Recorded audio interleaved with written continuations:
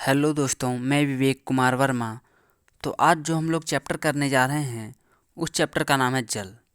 ये जो जल चैप्टर है ना, वो नाम में ही एक महत्वपूर्ण नाम है, जल, जिसके बिना जीवन नहीं है। तो जल चैप्टर क्लास 8 का है, साइंस चैप्टर है, साइंस का है। और ये काफ़ी इम्पोर्टेंट क्वेश्चन है। और इस चैप्टर का सारा क्वेश्चन आंसर हम लोग इस वीडियो में करने वाले हैं। और इस क्वेश्चन जितना भी हम क्वेश्चन लिखाएंगे, आपको कहीं भी कोई भी एग्ज़ाम में लिख दीजिएगा ना 8 क्लास में, तो आपको फुल में से फुल मार्क्स मिल जाएगा। ये मेरा गारंटी है। तो चलिए आखिर देखते हैं बिना समय गवाए हुए कि आपको आंसर जो है, क्वेश्चन आंसर, आखिर क्या क्या क्वेश्चन पूछा है और क्या क्या उसका आंसर होगा। चलिए हम उन सब के बारे में एक एक करके जानते हैं। तो पहला क्वेश्चन है, सही विकल्प पर सही का निशान लगाइए। जो सही है ना, उस पर सही का निशान लगाना है। आपको 4 विकल्प दिया है और 4 विकल्प में से जो सही है उस पर निशान लगाना है। तो पहला क्वेश्चन है, निम्नलिखित में से कौन सी प्रक्रिया बादल बनने में शामिल है। तो आपको बताना है कि कौन सी प्रक्रिया बादल बनने में शामिल है। क्या वाष्पन शामिल है, संघनन, वाष्पन के बाद संघनन, ऊर्ध्वपातन। ये आपको अपने अंदर सोचना है, आखिर इनमें से कौन सा आंसर होगा। इसका जो आंसर है ना, वो वाष्पन का नंबर एकदम सही आंसर है। जैसे यहाँ भी उत्तर में हम लोग लिख दिए, तो ये आपको उत्तर टिक मारने वाला है, फिर भी हम उत्तर में लिख चुके हैं वाष्पन। तो वाष्पन ही है ना, वो बादल बनने की प्रक्रिया में शामिल है। दूसरा क्वेश्चन है, निम्नलिखित में कौन बाढ़ से संबंधित नहीं है। तो निम्नलिखित में से कौन सा है जो बाढ़ से संबंधित नहीं है। क्या जानमाल की क्षति ये बाढ़ से संबंधित है या नहीं है। नहीं है वो बताना है। क्या जानमाल की क्षति ये संबंधित है। तो बिल्कुल संबंधित है।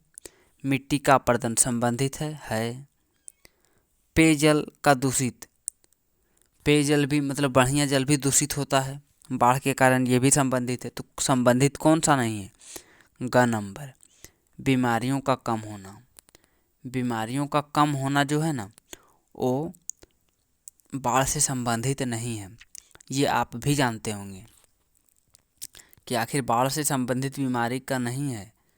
बीमारियों का कम होना ये हो सकता है नहीं, बीमारियां और भी बढ़ती है लेकिन कम नहीं होती है। अब हम लोग रिक्त स्थानों की पूर्ति कीजिए, ये दूसरा क्वेश्चन है। और इसमें आपको खाली स्थान दिया रहेगा, और खाली बॉक्स में आपको भरने का रहता है। तो क्वेश्चन है, जल को वाष्प में बदलने की प्रक्रिया को कहते हैं।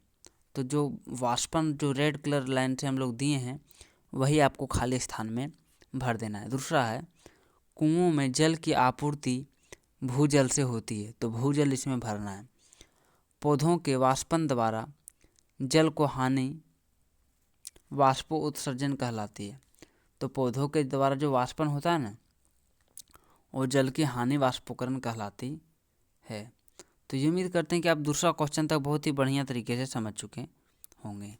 अब हम लोग तीसरा क्वेश्चन की ओर चलते हैं। और तीसरा क्वेश्चन है, ऐसे क्रियाकलापों को लिखिए जिनमें एक बाल्टी पानी से अधिक की आवश्यकता होती है। तो आपको ऐसे ऐसे चीज़ लिखना, ऐसे ऐसे काम लिखना है जिसमें एक बाल्टी से ज़्यादा पानी की ज़रूरत होती है। तो उत्तर है, कपड़ा धोना, एक बाल्टी से ज़्यादा पानी का ज़रूरत पड़ता है। नहाना, इसमें भी एक बाल्टी से ज़्यादा पानी का ज़रूरत होता है। खेतों की सिंचाई, इसमें भी एक बाल्टी से ज़्यादा पानी की ज़रूरत होता है। घर की सफाई, घर की सफाई में क्या एक बाल्टी में होता है, नहीं, इसमें 2-3 बाल्टी इसमें भी लग जाता है। तो ये आपका आंसर हो जाएगा। जो उत्तर दिए आप जैसे लिखें, आप उसी तरह पॉइंट बना के लिख दीजिए। सबसे आसान भाषा में यही आंसर है। चौथा नंबर क्वेश्चन है, जल चक्र पर चित्र बनाइए।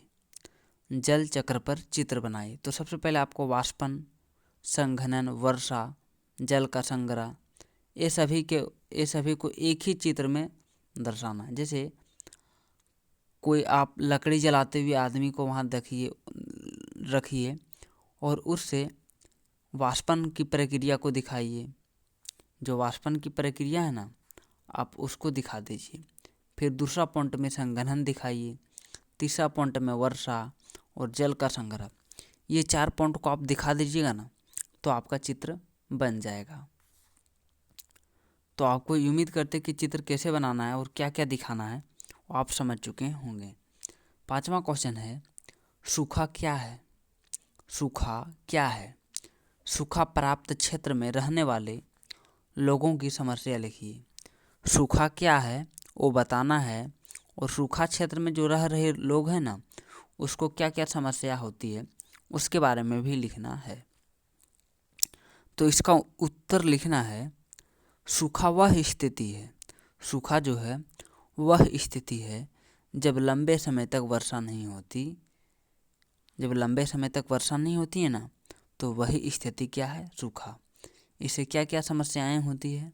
तो पहला, पानी की कमी हो जाती है, फसल नष्ट हो जाती है, पीने के पानी की दिक्कत होती है और पशुओं की मृत्यु होती है। ये इसके प्रमुख समस्या है, प्रमुख प्रॉब्लम समस्या है। तो उम्मीद करते हैं कि 5वां क्वेश्चन भी आप बहुत ही आसान तरीके से समझ चुके होंगे। अब हम लोग 6ठा क्वेश्चन की ओर चलते हैं, और 6ठा क्वेश्चन है, जमीन के ऊपर कूड़ा फेंकने से क्या होता है? जमीन के ऊपर कूड़ा फेंकने से क्या होता है, समझाइए। इसको समझाने बोल रहा है। उत्तर में लिखना है, जैसे कूड़ा को जब फेंकते हैं ऊपर में, कहीं ज़मीन में कहीं पे फेंक देंगे, तो उससे क्या होता है समझाने बोल रहा है हमको। जैसे आपको पता है गंदगी उंदगी होता है, लेकिन आपको लिखना किस प्रकार से है, चलिए हम लोग देखते हैं। तो लिखना है, इससे गंदगी फैलती है। जो कचरा फेंकता है, कूड़ा फेंकता है ना, उसे गंदगी फैलती है, नालियाँ जाम होती है और बीमारियाँ बढ़ती है। तो ये सब चीज़ में कूड़ा जो ज़मीन में फेंका जा रहा है ना, वो इन सब का कारण, जैसे गंदगी फैलेगा, ये पहला हो जाएगा। नलियाँ उससे जाम हो जाएगी और बीमारियाँ भी बढ़ेगी कचरा से, कूड़ा से। तो ये आपका प्रमुख मतलब यही आपका उत्तर था। अब क्वेश्चन नंबर 7 है, बादल कैसे बनते हैं? बादल कैसे बनते हैं? तो इसका उत्तर लिखना है, जल वाष्प बनकर ऊपर जाता है। जो जल है ना, वो वाष्प बनकर ऊपर जाता है। जैसे आप खाना बना रहे हैं, तो खाना से जो वाष्प निकल रहा है, जब चावल डबकता है ना, तो जो वाष्प निकलता है वो ऊपर जाता है और ठंडा होकर छोटे छोटे कणों में बदल जाता है। जो वाष्प है वो वही है जो चावल बनाते टाइम निकल रहा है ना, धुआं जैसा, मतलब जिसमें चावल बना रहे हैं उससे, तो वो धुआं जो निकल रहा है वही वाष्प है। और वाष्प जो है वो ऊपर जाता है और वो ठंडा होकर छोटे छोटे कणों में बदल जाता है, जिन्हें बादल कहते हैं। और उसको क्या बोलते हैं?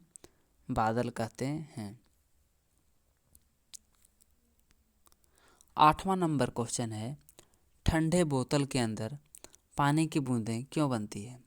तो ठंडा जो बोतल है उसके अंदर, उसके बाहर, मतलब जो ठंडा बोतल अगर आप लेंगे तो उसके बाहर देखते हैं कि बूंदें क्यों बनती है। तो इसका उत्तर है, हवा में मौजूद जल वाष्प ठंडी सतह से टकराकर पानी में बदल जाती है।